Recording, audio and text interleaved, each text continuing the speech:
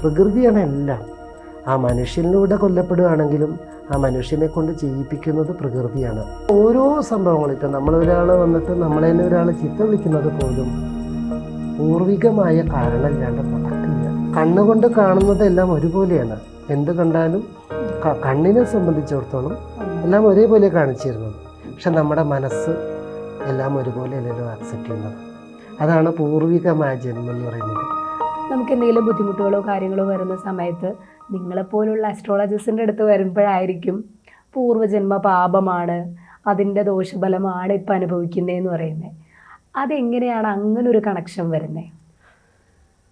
സാധാരണഗതിയിൽ ജ്യോതിഷത്തിൽ നമ്മളൊരു ജാതകമെടുത്താൽ 5-ാം ഭാവം പൂർവ്വപുണ്യം എന്നാണ് പറയുക. 5-ാം ഭാവം എന്ന് പറഞ്ഞാൽ മനസ്സെന്ന് അർത്ഥമുണ്ട്. അതായത് ജാതകത്തിൽ നമ്മൾ നോക്കുമ്പോൾ ഇനി അതിനൊരു കാരണം എന്താ? കാരണം മനസ്സാണ് ശരിക്കും ബോധം എന്നൊക്കെ ആയി വരും. ബോധത്തിൽ നിന്ന് മനസ്സുണ്ടാവണം, ബുദ്ധിയും അങ്ങനെ തന്നെ ഉണ്ടാവണത്. ഇതൊക്കെ 5-ാം ഭാവമാണ്. 5-ാം ഭാവം ഒരു ജാതകത്തിൽ ലഗ്നമുണ്ടാവും. ലഗ്നം എന്ന് പറഞ്ഞാൽ ആത്മാവാണ്. 5-ാം ഭാവം എടുത്തു കഴിഞ്ഞാൽ അത് പൂർവ്വജന്മത്തിൻ്റെ ജാതകമായിട്ട് കണക്കാക്കാറുണ്ട്. അങ്ങനെ ഒരു കാൽക്കുലേഷൻ ഉണ്ട്. അപ്പോൾ 5-ാം ഭാവം ശനിയാണ് വരണമെന്നുണ്ടെങ്കിൽ കഴിഞ്ഞ ജന്മത്തിൽ ശനിയുമായി ബന്ധപ്പെട്ടിട്ടുള്ള 5-ാം ഭാവാധിപൻ, അതിൽ 5-ാം ഭാവത്തിൽ നിൽക്കുന്ന ഗ്രഹങ്ങളൊക്കെ അനുസരിച്ചും പറയാനുണ്ട്. ഈ ശനിയാണ് വരണമെന്നുണ്ടെങ്കിൽ ശനിയുമായി ബന്ധപ്പെട്ടിട്ടുള്ള ഒരു ജീവിതം ആയിരിക്കും എന്നാണ്. സൂര്യനാണെങ്കിൽ സൂര്യനുമായി ബന്ധം, ശുക്രനാണെങ്കിൽ ശുക്രനുമായി ബന്ധം. അതിൽ തന്നെ സ്ത്രീ ആയിരുന്നോ പുരുഷനായിരുന്നോ എന്ന് നോക്കാനുള്ള സംവിധാനമുണ്ട്. അത് തോന്നുന്നൊരു ചെറിയ സംശയം ചോദിച്ചോട്ടെ. ഇപ്പം കഴിഞ്ഞ ജന്മത്തിൽ സ്ത്രീയായിട്ട് ജനിച്ചിട്ട് ഈ ജന്മം പുരുഷനായിട്ട് ജനിക്കാൻ സാധ്യതയുണ്ടോ? അങ്ങനെയില്ല. അത് ശരിക്കും പറഞ്ഞാൽ ഏറ്റവും പ്രധാനപ്പെട്ട കാര്യം നമ്മളെ അച്ഛൻ അമ്മയ്ക്ക് ജനിക്കുക. അതായത് ഇപ്പോഴത്തെ കാലത്ത് പ്രത്യേകിച്ച് അച്ഛനമ്മമാരുടെ ഒരു സ്വഭാവം ഉണ്ടാവും. അതൊരിക്കലും മക്കൾക്ക് കിട്ടുന്നില്ല. ഇപ്പോൾ കുറേ കാലമായിട്ടില്ല. വളരെയധികം പാവം പിടിച്ചിട്ടുള്ള അച്ഛനമ്മയ്ക്കും തെറിച്ച് പോകുന്ന, അതായത് ശൗര്യം കാണിച്ച് തല്ലും പിടിയൊക്കെ കൂടുന്ന ഗുണ്ടായുസത്തിനൊക്കെ പോകുന്ന മക്കളുണ്ട്. അതേപോലെ നേരെ തിരിച്ചുമുണ്ട്. അച്ഛനും അമ്മയും വളരെ ക്രൂവലാവും, മക്കൾ വളരെ സാധുവായിരിക്കും. അങ്ങനെയുണ്ട്. മക്കൾ നല്ലോണം പഠിക്കും, അച്ഛനും അമ്മയ്ക്കും പഠിപ്പുണ്ടാവില്ല. അപ്പോൾ എന്താണെന്ന് വെച്ചാൽ ഈ ശരീരം മാത്രമാണ് ഈ മാതൃഗർഭത്തിൽ നിന്ന് വരുന്നുള്ളൂ. സംസ്കാരം അത് മുമ്പ് കാലങ്ങളൊക്കെ ആയിട്ട് ജന്മാന്തരങ്ങളായി വരുന്നതാണ്. അപ്പോൾ എൻ്റെ തന്നെ പേഴ്സണലായിട്ട് അനുഭവത്തിൽ അങ്ങനെ ഒരുപാടുണ്ട്. അച്ഛനും അമ്മയ്ക്കും യാതൊരു സാമ്യവുമില്ലാത്ത സ്വഭാവവും. ഇപ്പം എനിക്കും പേഴ്സണലി ഒത്തിരി പേര് അങ്ങനെ തോന്നിയിട്ടുണ്ട്, നമുക്കും തോന്നുമല്ലോ. അതുണ്ട്.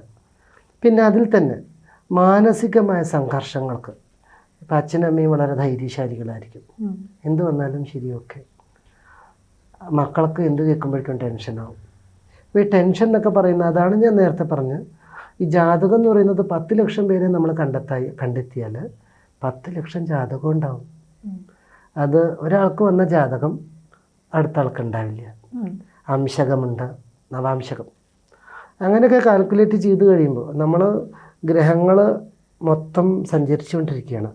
അപ്പോൾ നമ്മളൊരു വീഡിയോ കണ്ടുകൊണ്ടിരിക്കുകയാണെങ്കിൽ ആ വീഡിയോ നമ്മൾ ജസ്റ്റ് ഒരു സ്ക്രീൻഷോട്ട് എടുത്ത് വിചാരിക്കുക, അപ്പോൾ ഒരവസ്ഥ ഉണ്ടായിരിക്കും. അതേപോലെ നമ്മളിവിടെ ജനിക്കുമ്പോൾ ഈ സഞ്ചരിച്ചു കൊണ്ടിരിക്കുന്ന ഗ്രഹങ്ങളുടെ ഒരു സ്ക്രീൻഷോട്ട് എടുക്കുന്നതാണ് ഹോറോസ്കോപ്പ് എന്ന് പറയുന്ന ജാതകം. അത് സത്യത്തിൽ അമ്മയുടെ അച്ഛൻ്റെയോ ഒന്നും റിസ്കിലല്ലാതെ വരുന്നത്. അത് ആ കാലത്ത് ജനിക്കേണ്ട സമയം വരുമ്പോൾ. അപ്പം ചില ആളുകൾ എൻ്റെ അടുത്ത് ചോദിക്കും, ജാതകം സിസേറിയനാണ്, നല്ല സമയം നോക്കിയിട്ടൊരു സമയം പറഞ്ഞു തരുമെന്ന് ചോദിക്കും. ഞാൻ പറഞ്ഞു കൊടുക്കാറുണ്ട്, പക്ഷെ ആ സമയത്ത് ഞാൻ നടക്കാറില്ല. അപ്പോൾ ഡോക്ടർ ചിലപ്പോൾ വൈകിട്ടുണ്ടാവും, കാരണം അതങ്ങനെ വരില്ല. എന്തായാലും ഞാൻ അതിലേക്ക് കിടക്കുന്നതല്ല. സാധാരണഗതിയിൽ ഇങ്ങനെ സംഭവിക്കാറില്ല. അതായത് ഒരു ജന്മം നമ്മൾ സ്ത്രീയായി ജനിക്കുമ്പോൾ ചില ആളുകൾക്ക് സ്ത്രീയായി ജനിക്കുന്നതിൽ അഭിമാനമുണ്ടായിരിക്കും. അങ്ങനെയായിട്ട് തന്നെ പോകും. അപ്പോൾ തീർച്ചയായിട്ടും സ്ത്രീയായിട്ടാണ് ജനിക്കാൻ സാധ്യതയുണ്ട്, യോഗമുണ്ട്. ഇനി സ്ത്രീകളായി ജനിച്ചവർക്ക് ഒരുപാട് ദുരിതങ്ങൾ, അപമാനങ്ങൾ, ഈ ആക്രമണങ്ങളൊക്കെ നേരിടുക. അങ്ങനെ ചെയ്തവർക്ക് ആ ജന്മം വളരെ ദുരിതമായിരിക്കും ഉണ്ടാവുക. അല്ലെങ്കിൽ ആരെയും പറ്റിച്ചിട്ട് പോവുക, അപ്പോൾ അതിന് പകരം ഞാനൊരാണായിരുന്നെങ്കിൽ ഇത് സംഭവിക്കില്ലായിരുന്നു എന്ന് വിചാരിക്കുമല്ലോ. അങ്ങനെ വിചാരിച്ച് മരണപ്പെട്ട് കഴിഞ്ഞാൽ അടുത്ത ജന്മം അവർ ആണായി ജനിക്കും. ഭൂരിഭാഗം സ്ത്രീകളും അടുത്ത ജന്മം ആണായി ജനിക്കണം എന്ന് ആഗ്രഹിക്കുന്നവരാണ്. അല്ല, അങ്ങനെയല്ല. അത് ഞാൻ എൻ്റെ പേഴ്സണലായിട്ടുള്ള അനുഭവത്തിൽ തന്നെ ഇപ്പോഴത്തെ കാലത്ത് ഈ സ്ത്രീകളായിരിക്കുന്ന ആളുകൾ പുരുഷന്മാരെക്കാൾ ഒന്നില്ലെങ്കിൽ തുല്യത വേണം, അല്ലെങ്കിൽ ഞങ്ങൾ കുറച്ച് മീത വേണം എന്ന് പറയുന്ന എല്ലാ കാര്യം തുടങ്ങിയിട്ടുണ്ട്. അപ്പോൾ ഓട്ടോമാറ്റിക് ഇപ്പോൾ അതൊരു അങ്ങനൊരു സംഭവം ഇപ്പോൾ ഇപ്പോഴത്തെ കാലത്തില്ല. കാരണം ഞാൻ പേഴ്സണലി അടുത്ത ജന്മം ആണായിട്ട് ജനിക്കണം എന്ന് ആഗ്രഹിക്കുന്ന ആളാണ്. അത് ഈ കുടുംബജീവിതമൊക്കെ ആകുമ്പോൾ ചിലപ്പോൾ തോന്നിയെന്ന് വരും. അതിൻ്റെ ഒരു ബുദ്ധിമുട്ട് എന്താണെന്ന് വെച്ചാൽ നമ്മൾ അത് ജീവിതത്തിൽ വരുമ്പോൾ അത് വ്യത്യാസങ്ങളുണ്ടാവില്ല. ആണുങ്ങൾക്ക് ആണുങ്ങളുടേതായ ഗുണങ്ങളുണ്ടാവും, ദോഷങ്ങളുണ്ടാവും. അത് വരുന്നത് അതുകൊണ്ടായിരിക്കാം. സാധ്യതകൾ എപ്പോഴും സാഹചര്യങ്ങൾക്ക് അനുസരിച്ചാണല്ലോ. ഇപ്പം വേറൊരു കാര്യമുണ്ട്. പൂർവ്വജന്മത്തിൽ നമ്മൾ എന്തായിരുന്നു അപ്പം അനുഭവിച്ച് പോയിട്ടുള്ള കാര്യങ്ങൾ, ഏറ്റവും പ്രധാനപ്പെട്ടത് ഈ സെൻസിറ്റീവായ ഇഷ്യൂ വരുന്നത് ഈ പ്രണയമാണ്.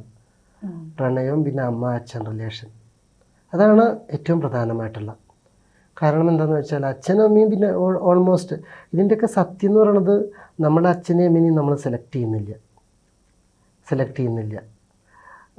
നമ്മൾ ആപ്ലിക്കേഷൻ കൊടുത്തിട്ടോ നമ്മൾ ആഗ്രഹിച്ചോ അനുസരിച്ചല്ല അച്ഛൻ വരുന്നത്. നാടോ അല്ല, പിന്നെ നമ്മുടെ കൂടെയുള്ള നാട്ടിലെ ആളുകളോ അതുമല്ല. ഇനി ഇതൊന്നുമല്ല, ഈ കേരളം നമ്മൾ മൊത്തം കുറച്ച് സ്ഥലമേ ഉള്ളൂ എന്നൊക്കെ പറയും. കേരളത്തിൽ എത്ര കുറച്ച് സ്ഥലമേ നമ്മളൊരാൾ കാണുന്നുള്ളൂ ഒരു ജീവിതത്തിൽ? കുറച്ച് സ്ഥലങ്ങൾ മാത്രം. കുറച്ച് ആളുകളുമായിട്ടാണ് സൗഹൃദം ഉണ്ടാവുള്ളൂ. അപ്പോൾ ഈ ബ്രയാൻ വേസിൻ്റെ ആ ഒരു തത്വത്തിലേക്ക് വരുമ്പോൾ അദ്ദേഹം പറയുന്നത് ഒന്നും ഒരു കാരണവുമില്ലാണ്ട് ഒന്നും സംഭവിക്കുന്നില്ല എന്നുള്ളതാണ്. ഇപ്പം നമ്മളൊരു കുട്ടിക്ക് ഒരു മിഠായി കൊടുത്തിട്ടുണ്ടെങ്കിൽ അതും പൂർവികമായിട്ടുള്ള എന്തെങ്കിലും ഒരു കർമ്മം അതിൻ്റെ പിന്നിലുണ്ടായിരിക്കും എന്നാണ്. അതിനൊരു സന്യാസിയുടെ ഒരു കഥ പറയുന്നുണ്ട്. ഒരു സന്യാസിയും ഒരു ഗുരുവും ശിഷ്യനും കൂടി യാത്ര ചെയ്യണം. ശിഷ്യൻ ഇങ്ങനെ പിന്നെ കുതിര കാളാവിനെ തെളിക്കുകയാണ്, ഗുരു പിന്നിലിരിക്കുന്നത്. കുറേ കഴിഞ്ഞപ്പോൾ ഒരു പാമ്പ് വരികയാണ്. അപ്പോൾ ഈ കാളേനെ തെളിക്കുന്നത് കാരണം ശിഷ്യന് പാമ്പിനെ നിയന്ത്രിക്കാൻ കഴിയുന്നില്ല. ഗുരു എന്താ ചെയ്തതെന്നുണ്ടെങ്കിൽ നേരെ ഒരു കത്തി എടുത്തിട്ട് ശിഷ്യൻ്റെ കയ്യിൽ ആഞ്ഞു വെട്ടി. അപ്പോൾ രക്തം പുറത്തേക്ക് ചാടി. സർപ്പം അത് തൊട്ട് നക്കിയിട്ട് കുടിച്ചാണ്ട് പോയി. അപ്പോൾ ശിഷ്യൻ ചോദിക്കുകയാണ്, അങ്ങ് എന്താണ് ഈ കാണിച്ചത്? പാമ്പിനെ ഓടിക്കുന്നതിന് പകരം എൻ്റെ കൈ വെട്ടുകയാണോ ചെയ്തത്? അപ്പം അദ്ദേഹം പറയുകയാണ്, നിങ്ങളിത് തുടങ്ങിയിട്ട് 84 ജന്മങ്ങളായി. ഈ ജന്മത്തിൽ അദ്ദേഹം പാമ്പായി വന്ന് നിങ്ങളെ കൊല്ലുന്നു, അടുത്ത ജന്മം നിങ്ങൾ പാമ്പായി അദ്ദേഹത്തെ കൊല്ലുന്നു. ഈ ഒരു വെറുപ്പിൻ്റെ ജന്മങ്ങൾ തുടങ്ങിയിട്ട് 84ആയി. ഞാനിത് അവസാനിപ്പിച്ച് കഴിഞ്ഞു. ഇപ്പോൾ ആ രക്തം കുടിച്ചോട് കൂടിയിട്ട് ഈ ഒരു ശത്രുത പക അവിടെ നിന്നിട്ടുണ്ട് എന്ന് പറയും. അപ്പോൾ ശരിക്കും പറഞ്ഞാൽ ഓരോ സംഭവങ്ങളും ഇപ്പം നമ്മളൊരാൾ വന്നിട്ട് നമ്മളെ തന്നെ ഒരാൾ ചീത്ത വിളിക്കുന്നത് പോലും പൂർവികമായ കാരണമില്ലാണ്ട് നടക്കില്ല എന്നതാണ്.